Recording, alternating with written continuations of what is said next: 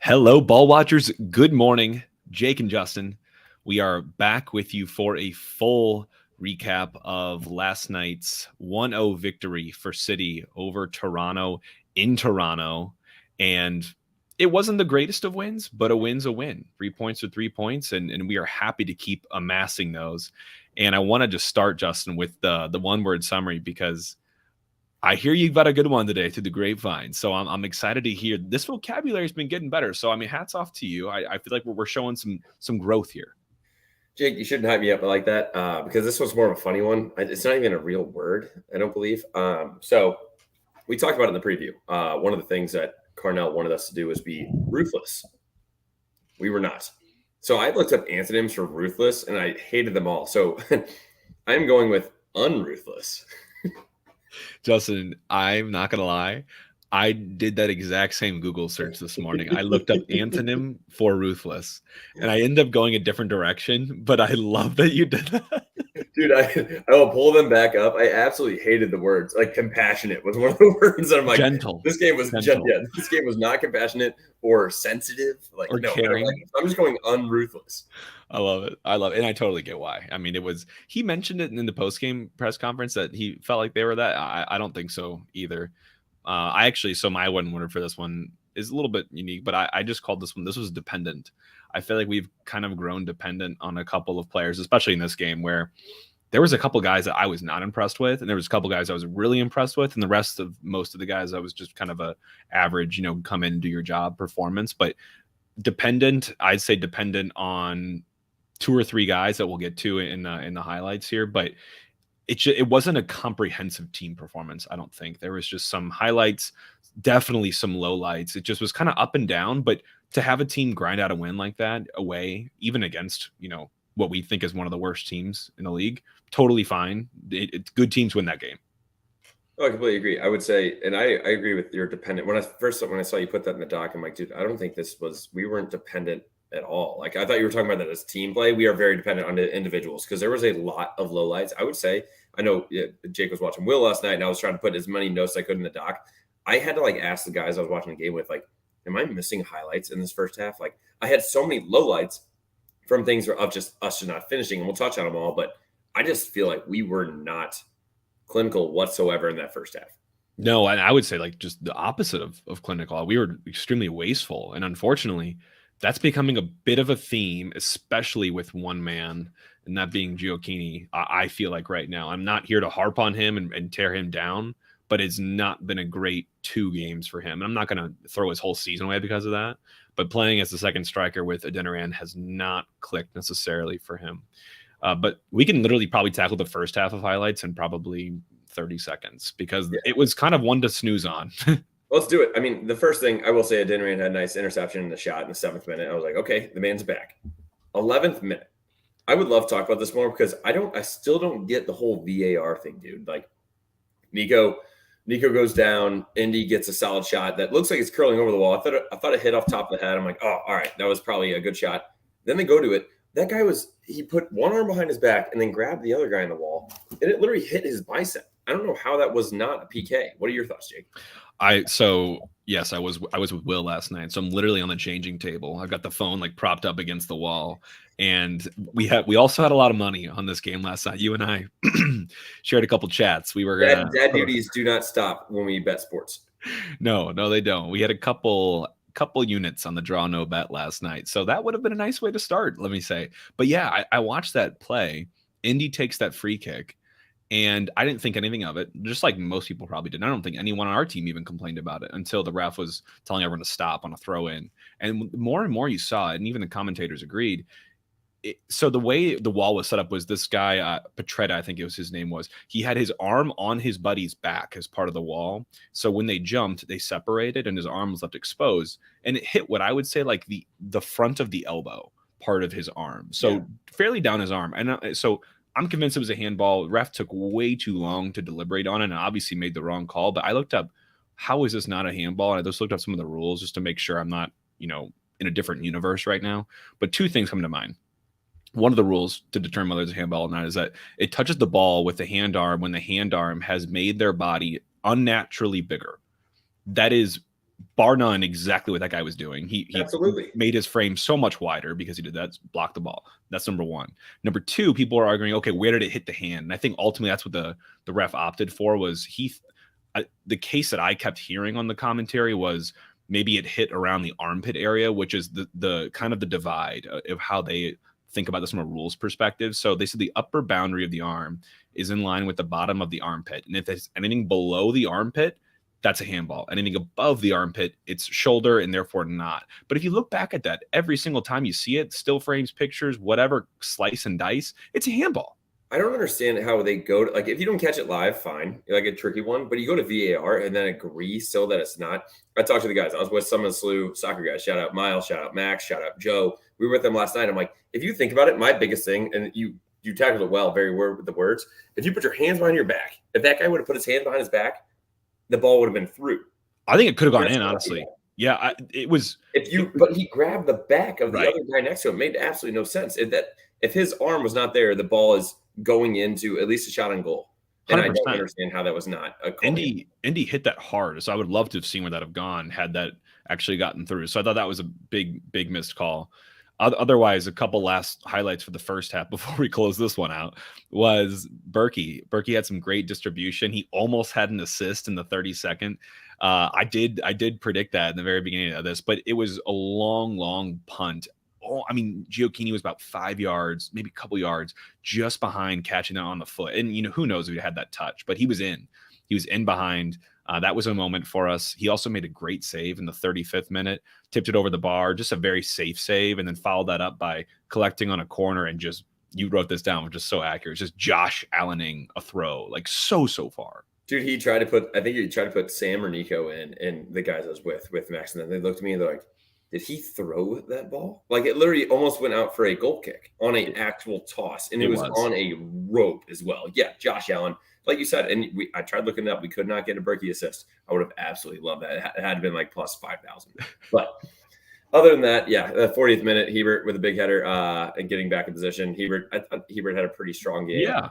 And then on the 44th, corner pops out, and that's where you got a little taste of like AZ's sniffing for goal. He did a side volley, and I don't think that ball even rotated an inch. That thing was on a rope, just at the back of the top of the net. So he was looking for it early. It was, and man, just even the technical ability to get that close on that volley, that was impressive from him. And I think a little bit of a foreshadowing for what was to come in the 50th. But I guess we'll jump into the actual goal itself. So everyone goes into halftime. Toronto looked to me, just eye test, the more hungry side for all of the first half. I think they came out with a lot of fire in their belly and a lot of young guys that are just trying to stand out and hopefully bring themselves back, because they're, very much floundering right now in the deep end. But they looked hungry. They looked poised. They had some danger, a lot of counters and a lot of long balls to their huge forwards that were giving our guys issues. And we did well to steady that, obviously, and manage that. But I do not think it was a good first half by any means. But I'm glad that we made adjustments in the second half, because we basically shut them down the rest of the whole second half after the halftime, because that goal came early. When you talk about their huge forwards, when did they sign Victor Wembanyama? I thought that he went to the Spurs. They had a guy up top. He was standing next to Tim Parker, and Tim was just like looking up him like a little kid. That guy was sweet. Yeah, Ayo Akinola and CJ Sapon. I mean, two huge guys, and Kerr as well. So they were throwing the kitchen sink at us. I did appreciate that from Toronto. A lot of teams, I feel like, in the situation might just close up shop and just sit back and defend and try to scrounge at a point. They did come out to play, at least in the first half. So I appreciated that. But we made them pay in the 50th minute with a failed clearance. It looks like Watts stepped in, won the ball, got a great pass into the 18 to Azil, who takes a beautiful touch, extremely composed with guys all around him on his own in the 18, and just slots it in calm and coolly. I actually captured this quote too, Justin, after the game. He said, this is great. It kind of reads like a commercial. He said, I just had to be composed with myself and just find the right opening, because I just wanted to be patient. And in that moment, it felt super like I didn't even hear anything around me. It felt just me and the ball, just me in the park. And it looked like it. Yeah, that sounded like a Ronaldinho quote. I mean, the guy was extremely composed. He took the touch. I mean, if I had that ball in the 18, I would have took a touch straight out of bounds. I mean, and two of the guys on our team probably would have. We'll talk about lowlights with Sam and Nico. They also had great chances and were not composed whatsoever. What is AZ like 21? Like Yeah, that man looked like he's been in the league for years. we keep saying that. Let's just get the Look age him up. right Look him now. up. All right. Easy I'll old also take 21. us. You're right. I'll keep. He is 21. Yep. I was about to say I'll take us into the rest of the highlights. Not a whole lot after that. We had in the 61st, a Dinneran literally kick it around the guy and run faster. I don't need him to do anything else, dude. He is a horse, and he has speed that I don't think these guys understand. With how big he is, he's like, oh, he's probably a guy that's going to hold the ball up. No, he will run by you with ease, and he'll slip right by you. And one of my favorite moves, Mark Sugber's, he's a big swim move guy. You get right around the guy, swim move, and you get a body like that around him, no chance you're catching up. Yeah. And the great thing is he can do both. Like he can be that target guy. He wasn't as much that last night for us, but he can also get in behind, like you said, and just get around guys and get to the byline where he serves up a great cross to Joaquini, who kind of does not do much with that chance. Celio had a great chance coming off the bench at the end of the game on the 83rd. I mean, the goalie made a great save. You know, go high on the goalie near post. I think that's kind of what you're taught there in that tight angle moment. And it would have been great to see him go. You and I were literally texting like moments before that about just betting Celio anytime. I just pulled it up. I was like, all right, Celio goal time. You go, Celio live anytime. I'm like, take us to the promised land. Wait, what's it live? I said, I'm in. He goes, and then you say 28 or 2,800. I'm like, give me it right now. And you're like, I can't get it. Just looked at DK. Right after you said that, you go, OMG. And I'm like, yeah, he almost buried that. I'm like, I would have been a rich man. That man, when he gets on the field, and I will say, I still like AZ starting, but Celio coming in off the bench, absolute spark plug. Just insane. He looked good. He looked good on his limited minutes, and I can't say that for some of the other subs. So we'll get to that in some of the lowlights. But otherwise, my last thing I want to say is I thought Blum had a relatively solid game last night. He wasn't really in the highlights. He wasn't really in the commentary as much, but he was doing his job and doing it quietly. So I was happy to see him there. I cannot wait for him to see his partner come back into the midfield with Leuven. I think those two together just have such a great dynamic playing together. So I'm excited for that. But generally, I want to highlight some guys, dude, because I thought Josh Yarrow had a great game. Tim maybe didn't as well, so that's why I think I'm really seeing Josh, because he led the team in clearances, interceptions, block shots, aerial duels, and he was second on the team in tackles. So hell of a game from Josh, and he's quietly, after really just being a bit part type guy throughout the entire part of this first half of the season. He started the last 3 games. I don't see him just going away into oblivion. I feel like he's going to be maybe one of the first guys off the bench with his consistency. I mean, it's just weird to me. I don't know. And now I'm not worried, but I am confused on what we're going to do with the center back stuff. Like everybody's been, in a good way, everybody's been stepping up so well. Like Bartlett, did not expect him to even see minutes this year. I mean, Parker, kind of a journeyman, like you already talked about, older. I mean, Hebert, he was our center back to start. Now we're just pushing him left and right wherever we need him. And I mean, now Yarrow stepping in. It's an incredible problem to have. And I think, yeah, like you said, Yarrow, he deserves it as well, dude. Absolutely led the City 2 team last year. And kind of like, he's also that guy that you will always see in the community. They always post pictures with him. He was just at like Mercy Children's Hospital and all of that. Just the best of guys. We talked to him when we were the first game down at Austin as well. Just the nicest guy, deserves it all. The other thing I will mention, another guy like you already put in here, AZ, first MLS goal. Also had most key passes on the team with 3. He's just dynamic on his feet. And that quote kind of makes it describes it perfectly. It's like he has headphones on. Like he is just there, composed, and solely focused on the game. And it's just incredible to watch. And for a young guy, that's just what impresses me the most is a lot of older guys can't even do that. And I'm not even saying technical ability. I'm just saying feeling that pressure around you and kind of freaking out, looking to play it easy and make it really simple pass, or you're giving it away, God forbid. He makes it look so easy. And yeah, he definitely gives it away sometimes. But there are other times that I see him get converged on by 3 people. And I'm like, how the hell does he come out of that situation with the ball? And he just bounces around, the hair's flowing. He's got just like this vibe about him that you just love that he's on your team. And I feel like he's getting better every game that we watch him. So I want to continue to see him get starts. I thought Berkey as well had a solid night. Quieter, obviously, only 3 saves, one of them being very big in the second half. Great distribution. Another clean sheet for the man. Keep feeding this guy clean sheets. I think I saw it was his 150th career clean sheet. So hats off to him. That's an awesome achievement. And hats off to the team for making adjustments second half. We limited Toronto to 2 shots and 0.15 xG. So a rough second for Toronto and a deserved win for City. Do you think you've even played 150 soccer games in your life?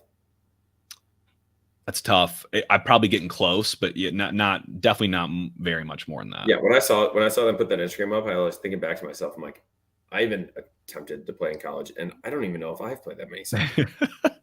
That's just insane. And he has that many clean sheets. The man is a legend. It's quick. And we talk quickly on stats. I mean, love it again. Ball possession. We only had 38% to their 62. That's how we win these games. Their XG was only 0.49. Ours is 1.38. We beat them on shots. We beat them on big chances. 17-12 on shots. 4-0 to big chances. Yes, we missed 3 big chances. And we'll touch on those in the lowlights because I know I can literally think on top of my head of 2 of them that really upset me, especially when I had the over City 1.5. Oh yeah, I did too. I had a little parlay with that in the money line. That was the one I didn't hit on. I bet on the first half draw, the draw no bet that we talked about in that one as well. But yeah, do you like the story I put up of I did. That was solid. Hopefully you all were following. Made some money last night. But lowlights, let's just get into them. The 13th minute, Nico's shot 1v1 against the keeper. I think Aziel sprung him through. He does so well to get it out of his feet. And then he just hits it right at the goalie. And this is one of those you can just dink to the far post if you want to. You can even take another touch and go around him if you want to. You have so many options, but so early on in the game, you've got to force more of a save off that. I mean, just hit it right at him. Dude, it reminds me when you go to like a Blues game, you watch the boys warm up and they're like just shooting the puck at the goalie to like get him warm up. You don't want to score on your guy before the game. That's what Nico did. He could have essentially just closed his eyes and did a little chip shot to his chest. I was pretty pissed off at that. Yeah, that was rough. We saw a couple bad giveaways too. Tim Parker, uncharacteristic. He didn't look up to it in the first half. I think he came back more in the second half, but definitely looked a little bit more like a liability in the first, giving it up, stepping up when he was going to get turned and beat, running backwards. Obviously, he has some decent recovery speed, and I saw a couple moments too where he was super physical with guys that helped him recover versus just using pure speed. So that was needed in the game against some very, very physical strikers. Nico as well. There was a moment where I personally think he should have gotten called the foul, but you remember when he had runners with him on both sides, and Mark Anthony Kaye is tracking back to defend him, gives him a little shove, definitely. And I think, controversial, but you've got to get rid of the ball quicker than that, man. Don't wait for all these options to come to you. Be decisive. And even in that moment, it's just like, I'm not looking for you to shoot. Just pick out the next man and keep it going. Dude, even if it was a foul, I don't care. He needed to give that ball to the left. I think he had 2 runners on his left side. I want to say it may have been Sam and AZ. Yeah. It's like, dude, just give it up to both of them and let them do it. They might give it back to you, but like, you don't need to take that one-on-one and try to get the foul call. He needs to stay on his feet there. That was also upsetting to me. 32nd minute, Akil gets beat 1-0 or 1v1. They have a cross. It goes to the back post. Guy strikes it through his laces. I mean, Berkey, not in no man's land, but it's a ball that went through everybody else, and Berkey kind of froze. I think it missed by maybe a foot or 2. Like, that could have easily been a ball in the back of the net. I think we need to do a little bit tighter marking there as well, and a little better 1-on-1 for Akil. And then also, before we get into the second half, Sam. This is for sure the second biggest chance, or big chance miss that we had. The ball was somewhat bouncing. Take a touch, dude. He was 1v1 with the keeper, and he also he needs to slot that home. Yeah, that was the one where the center backs misplayed it, right? And it bounced right. It kind of like a ball squirted out. So maybe it surprised him, but like, you need to be a little bit more composed there. The ball's bouncing. He tries to hit it out of the air. Just take a touch, and you can bury that with ease into the corner. My thing with this is 2 things. One, more funny. The first thing is that if we would have scored that goal, everyone would have been, of course, City scores this goal. They're just gifted everything. So I'm slightly, now that we won, kind of glad that didn't have to happen. But secondarily, and more importantly, that's fine in a game against Toronto. That's not going to fly in a game against any better opposition that's in playoff contention right now. You're going to kick yourself. You cannot miss moments like that. That's antonym of ruthless. There you go. Unruthless. Unruthless. Word of the day. Last thing I want to say on the lowlights was just some stupidity, mostly coming from the young guys, which can be expected sometimes. But stupidity is kind of mean. I will say just lack of awareness. I'll say that. So Miggy comes on the field. So you already said it. You can't take it back. Show up the midfield, and he ends up taking like these 2 volleys from maybe like 25, 30, maybe 35 yards respectively. Two of them. Neither of them come close to goal. I'd rather you just take the touchdown, man, and just keep the ball moving along. We don't need that in the second half. We're up 1-0. We're looking for a good chance, not you to hit an absolute worldie with like a 1% chance in the back of it. Secondly, Celio, love you to death, man. And I think you should have scored that goal. And I think what we said, the 73rd minute, what are you doing ripping a shot on goal in the 90+3? You're in the 93rd minute. There's only 3 more minutes. There's only 3 total minutes of stoppage time. And you're trying to score a goal when all that time has expired, but the referee is still playing more. Don't shoot. Don't shoot. Take it straight to the corner. Don't even go to the 18. I want you to sit on that ball at the corner flag until the whistle blows. I don't know what he was doing. Especially with Celio, you take that to the corner. That man can nutmeg the guy forwards and then put it back through his legs again before he even turns around. Like Right. he is our most talented guy with his feet by far, in my opinion. And just take it to the corner and let's close these games out. I agree. Especially on the road. Right. And generally, my things for the lowlights are missing big chances. We were the opposite of ruthless, unruthless.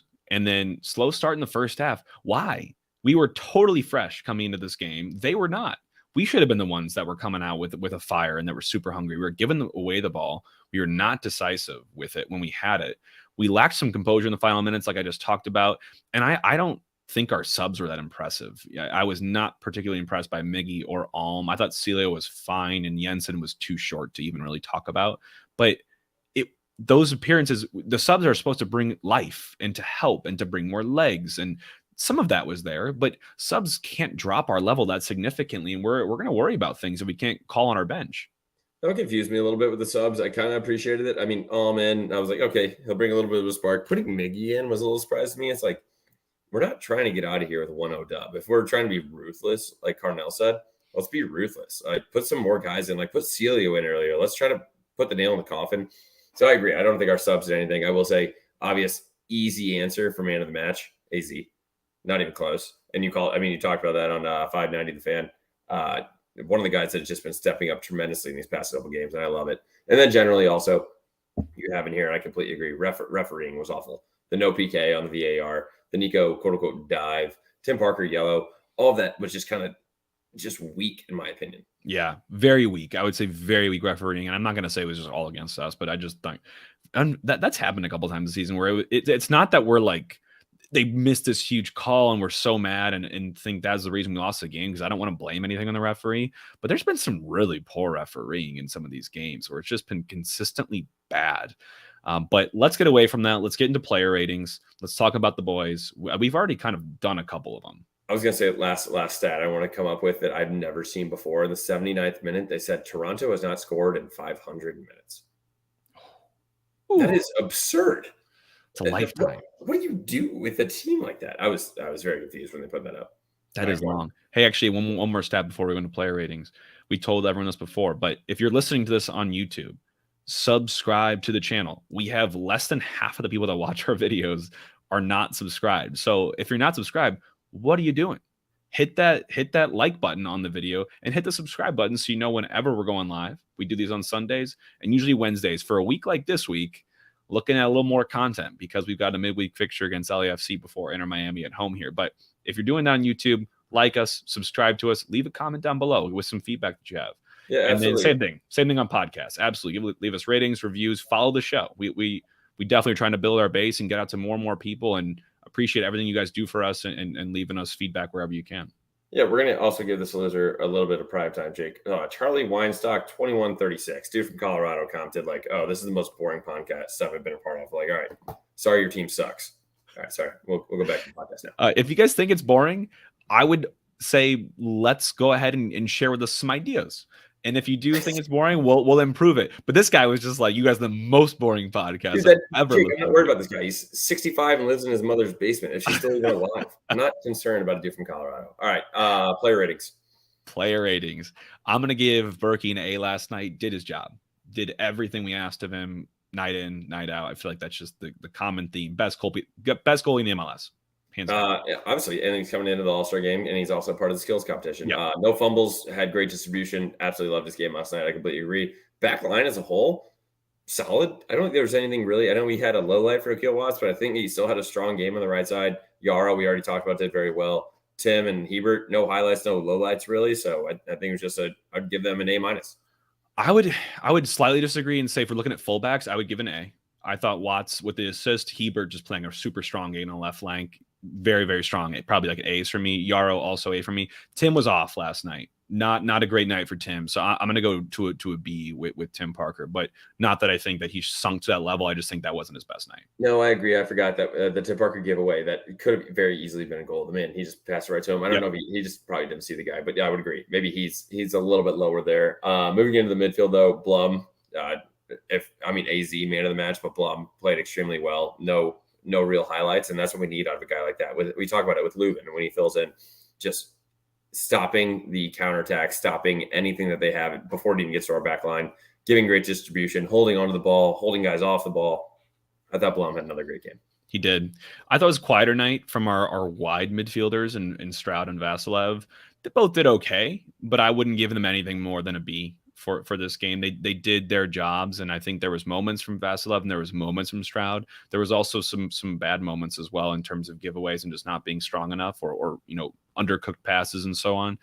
So I'd probably go with more of a B for them. I'd be a little more harsh on the forwards last night. The forwards I would put into like maybe the high C territory, low B territory, because you have two up there. One of them's got to be clicking. One of them's got to be offering you a serious outlet, some serious chance creation, and putting them away. Why are you up at the top of the field if you're not going to help to score goals? So I'm not, throwing away like these guys' seasons, of course. Adeniran's played 3 games since he's come back from loan now, and I still like what he offers the team.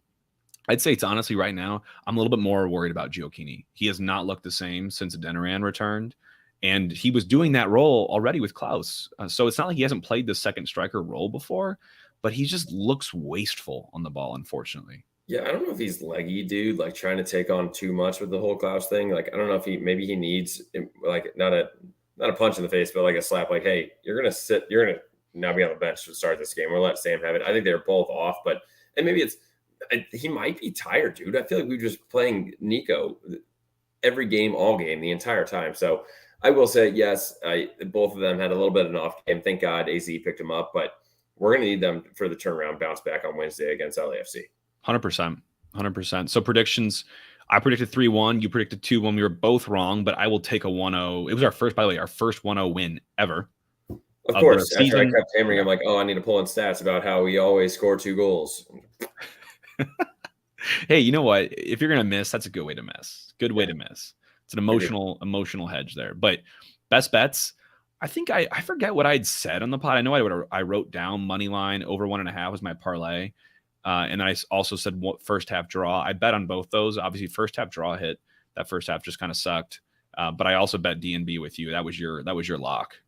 That was both of our locks, and I know we absolutely hammered that. So that was the biggest sweat, dude. Like finally, when we scored that goal, I was like, "Ooh, I can breathe a little bit." But then also, you texted me, you're like, "Dude, leaky defense." I'm like, "Don't even say it. Like, I don't need a push because then I will lose money because I bet City over 1.5, and you bet the City money line at over 1.5." I'm like, if we give up a goal, we will be down money tonight. So luckily, we snuck out of there with some additional dollars. So I hope you guys followed. We did, and let's go quickly to where do we go from here because we have a couple new things to get to all with here, but give some thought to it, Justin, and I'll give you a couple moments here. So fun fact about this team now. This is now the most points. We have 38, right?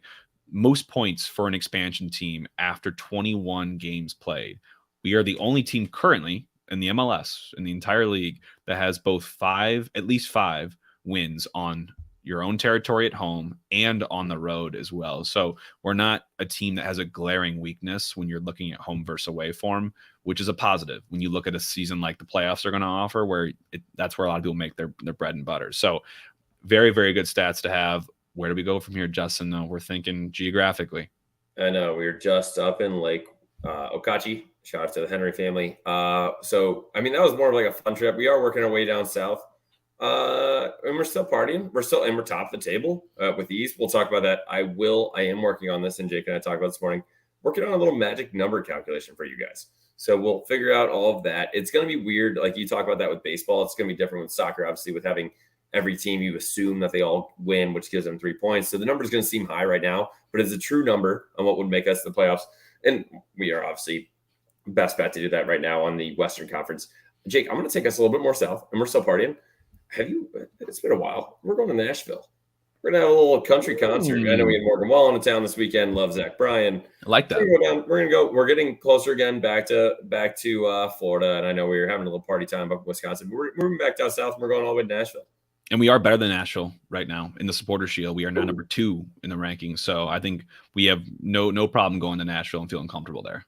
Absolutely. I'm not. We're not going to talk about the Nashville game, but yeah, No. we're technically higher than Nashville. So No need. I'm not going to say what I was going to say. We're better than Nashville. All right. Last segment before we get into some listener questions, but this is kind of driven by listener questions, is some hypotheticals. Wanted to pitch some softballs over here, some more thought-provoking questions we can probably have some more comments on in Twitter and Instagram if you all want to kind of have your say in here. But I thought of this one last night, just watching him in between the pipes. But Berkey, how many points less would we have this season if he was not our goalkeeper? And I just want you to think about it, because I kind of did some back of the napkin. I looked at a couple games. I mean, if we have 38 right now, I think we could have 30, maybe just crossing the 30 threshold if he wasn't our goalkeeper right now. I think he has won us games. He has won us draws and kept us in the draw. But there's been multiple instances of that. It's not just like that happened one time. So he has been so crucial to our success.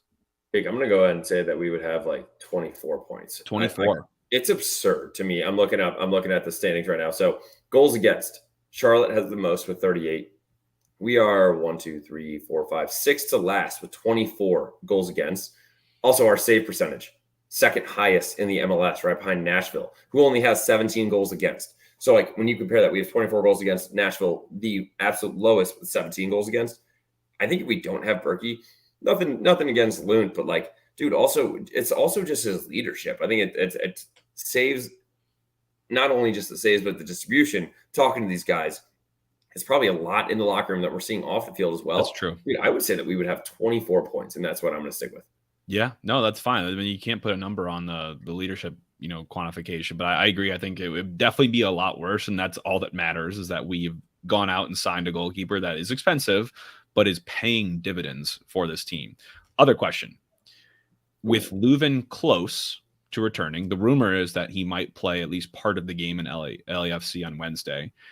What would your 11 look like with him back, assuming everyone else is normally healthy, that's currently healthy right now? We're not getting Klaus, we're not getting Nilsson. Just assume Leuven slots back in. What do you do? I can start if you want me to while you think about it. My thought would be to go to a 4-2-3-1. Get out of the 2-striker system, and honestly, I'm either dropping Gioacchini to the bench or I'm throwing him out on one of the wide 3. So either on the left or the right. My thought, though, would be to go with our same back 4 we have right now, keeping the back 4 intact, and then going Leuven Blum on the 2 and having that kind of work as a pivot. It's definitely Blum working behind him.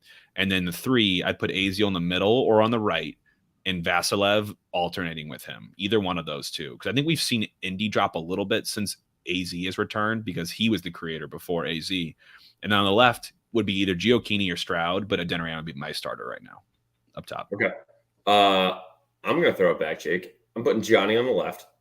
I'm going to go back to, I love you, Josh. I love you, Bartlett. I'm going back to our original with Parker and Hebert in the middle. And then I'll keep Keel on the right. I think Narinski got in last night, did fine. I would say I'll keep Keel. I love, dude, when we have Leuven and Blum sitting in front of them and Berkey in the back, maybe we will have a couple more clean sheets in the next 5 games. I would absolutely love it. Move that forward then. I'll keep AZ in the middle, Stroud on the left. I'll keep Indy on the right. I'm sticking with Nico, dude. I don't think, even though he's had like an off game or two, I don't think Adeniran can do enough to win us games, in my opinion. Okay. So that's where we're at. I mean, yes. I mean, it's up for debate. We'd love to hear your guys' thoughts as well. Feel free to DM us. These are good questions. I like the hypothetical aspect of all this. So listener questions though, Jake. Who do you think has been our best center back pairing so far? So I just I did not read this question ahead of time. I just switched it up, going back to the Hebert Parker. What are your thoughts? Yeah, you showed your hand, definitely. And it's tough to argue that. I'm not going to say Yaro Parker has been our best, because it's only just been the last 3 games. So it's been such a small sample size. I'd probably have to say Parker Hebert as well. I mean, because you've seen Bartlett Parker. You've probably seen Bartlett Hebert as well. I mean, I don't think anything will trump Nilsson when he returns, Yep. but for right now, I would say Parker Hebert as well. I'd agree. I think that's what we kind of should get back to. And let's throw Johnny back in there. I'm kind of getting pissed that he's not playing. So, personal opinion. And then next question for you, Jake. Do you see a way forward against top teams? Outside of Cincinnati, we haven't done well against top teams. This is a listener question, by the way. Do you think with just the return of our injured players will do the trick? If not, a playoff run will be short. In my opinion, I'm going to hop on this real quick. How have we not done that well against top teams? Didn't we done Cincy? I know Nashville. Nashville was on the road. We had some injuries. We had suspensions. I'm not too concerned about it. But, like, when have we not done that well again against the top team? And everybody's like, oh, you're always playing Colorado and you got Miami coming up. Like all these bottom tier teams. Like, we didn't create the schedule. Yeah, I guess it kind of depends on how you want to define like top teams. If it's playoff teams, we've handled the business against a lot of playoff teams that are in contention right now, like San Jose being one of them. Right. Dallas kind of being one that we didn't as much, but I don't think we necessarily need to adjust. I think they might even need to adjust to us because we haven't seen a lot of these top teams like LAFC. I'm very excited to see us take them on and see what we can do against them. But I think the return of our injured players will certainly help. We still haven't played a full game with our best 11. And the best 11 we've defined time and time again on the show with inserts Nilsson and Klaus and Leuven back into the lineup here. But I don't think our playoff run will be short because we're not able to play against top teams. I think we've got to be tested against top teams to really actually see that. I don't think if I'm Carnell, I go into this LAFC and want to like change and galaxy brain this whole thing because I think it's working. Just because it's not a great team in Toronto or Colorado, for example, doesn't mean that you don't have good tactics that can take down a bad team as well. Dude, with the amount of healthy competition that we have within practices and games and starting lineups, I'm ready to be sweating bets in November in City Park. Yeah. Here's my way to see it forward. Do I see a way forward against top teams? Yes, I do. It's by having our best 11 on the field consistently when we can, making the most of our chances when we generate them, not doing what we did last night, for example, and pressing the hell out of their players, their weak points on the teams that aren't their stars to make mistakes and force errors, and then just keeping our legs and staying healthy and maintaining that energy. So I think that's the way forward, honestly, if I had to think about it. Absolutely. And I think we're going to keep our legs. That's what's going to help us in the season. We're not reliant. We're not a designated player team. We're a designated team. And if plenty of guys, we're going to have healthy legs. We get back a couple injuries, Nielsen, Leuven, Klaus. When those guys are back, they're not playing a full season. They're going to be ready to go come playoff time. So I'm not too worried about it. Jake, let's wrap it up. Wrapping it up here. So for the pod, thinking we're going to release an LAFC preview since that game is on Wednesday on Monday night. So if you're listening to this on Sunday, just a day from now on Monday, obviously it's dropping tonight for you. So thinking LAFC preview on Monday night. Wednesday, probably not going to do anything. Probably going to do a Thursday, maybe dual recap preview for the Inter Miami game on Saturday. So much soccer to watch this week of City if you're a fan. Obviously US on tonight as well against Canada. So we gotta dump some news and knowledge on that as we get closer to that, Justin. But support the boys in the red, white, and blue. So it's gonna be a weird week for us from a podcast perspective, but I'm sure we'll navigate it just fine. I'm looking forward to honestly stacking ourselves up against one of the better teams in the Western Conference. Hasn't been the greatest as of recently, especially since their CONCACAF Champions League loss against Club Leon, who we're going to see very, very soon. Oh no, sorry, Club America. But still going to be a really exciting match on Wednesday.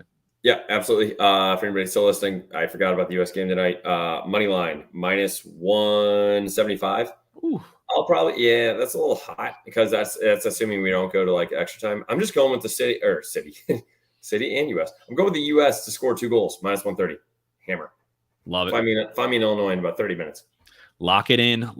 And we are locked in for this week. We'll be back with you a couple times this week, but starting on Monday night for an LAFC preview for the Wednesday night fixture. Thank you all for tuning in. This is Ball Watching. These are your designated hosts, Jake and Justin, and we're signing out. See you guys.